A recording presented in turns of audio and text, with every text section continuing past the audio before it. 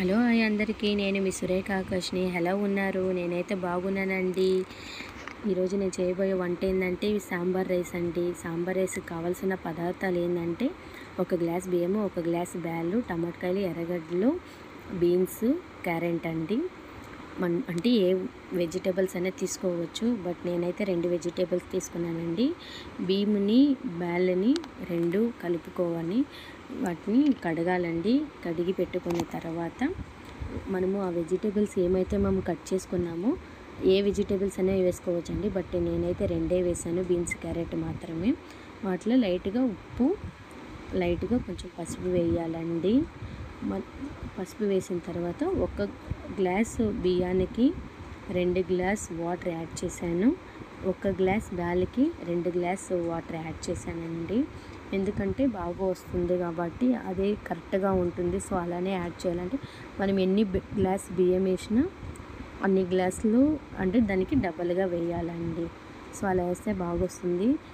ఎంతలోకి ఆ విజిల్ వచ్చేటప్పుడు మనం తాలింపు పెట్టుకోవచ్చండి. తాలింపుకైతే ఆవాలు, జీలకర్ర, నూనె వేసుకొని ఆవాలు, జీలకర్ర వేసుకున్నానండి. ఆవాలు, జీలకర్ర తర్వాత కొంచెం జీడిపప్పు నిందండి, జీడిపప్పు వేసుకున్నాను. జీడిపప్పు వేసుకున్న తర్వాత అవి కొంచెం లైట్గా వేగినాక ఆనియన్స్ వేసుకున్నానండి. ఆనియన్స్ కొంచెం బాగా వేగాలండి. కొంచెం లైట్గా బ్రౌన్ కలర్లో రావాలా. బ్రౌన్ కలర్ వచ్చేంత వరకు మనము ఫ్రై చేసుకోవాలండి. అందులోకి కొంచెం మనము ఇంగువ పొడి అయితే యాడ్ చేయాలండి. నేనైతే ఇంగువ పొడి అయితే నేను చేసే ప్రతి ఒక్క వంటలో వచ్చేసి ఇంగువ పొడిని కంపల్సరీగా వేస్తానండి. ఎందుకంటే అది డైజెషన్కి బాగుంటుంది. సో నేనైతే యాడ్ చేస్తామండి. మనకి కొంచెం లైట్గా బ్రౌన్ కలర్ వచ్చిన వెంటనే టమోటాలు అయితే యాడ్ చేయాలండి. 2 టమాటకాయలు మాత్రం వేసుకున్నానండి, సరిపోతుంది. సో ఆ 2 మీరు ఎన్ని టమాటకాయలు యాడ్ చేసుకోవచ్చు. మీరు చేసే ఎంత మీరు బియ్యం వేస్తారో దానికి తగినట్టు. నేనైతే 1 గ్లాస్ బియ్యం కాబట్టి 2 టమాటకాయలను అయితే నేను యాడ్ చేసుకున్నానండి.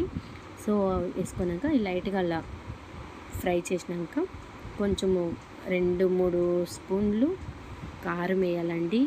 నేను కారం వేసినాక బాగా కలిపి, అంటే ఇక్కడ వచ్చి బెంగళూరులో దీన్ని వచ్చేసి బిస్బెల్లబాత్ అంటారు, చెన్నైలో వచ్చి సాంబార్ వేసారంటే. అది కొంచెం పైకి వచ్చిన వెంటనే మనము ఇక్కడ సాంబార్ రైస్ అయితే నేను యాడ్ చేస్తున్నాను లైట్గా, అంటే కొంచెం యాడ్ చేశానండి. నాకైతే తెలుసు ఎంత వేయాలని. సో మీరైతే మీకు తగినంతే మీరు వేసుకోవచ్చండి. దాన్ని యాడ్ చేసిన తర్వాత బాగా గుజ్జుగా రావాలండి.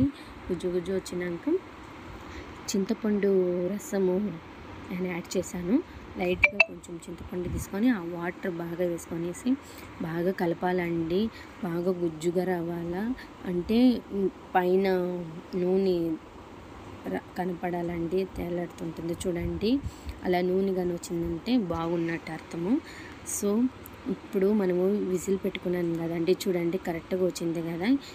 ఇలాగా రావాలండి. ఇలా వచ్చిందంటే వీటిని మనము తీసుకొనేసి కుక్కర్ ఇంకా తీసుకొని దాన్ని మనము ఇప్పుడు ఏమైతే మనం గుజ్జు వేసుకున్నామో తాలింపు పెట్టుకున్నాం కదండి, దాంట్లో పెట్టి మనము యాడ్ చేయాలండి. అంతా తీసుకొని దాంట్లోకి షిఫ్ట్ చేయాలి.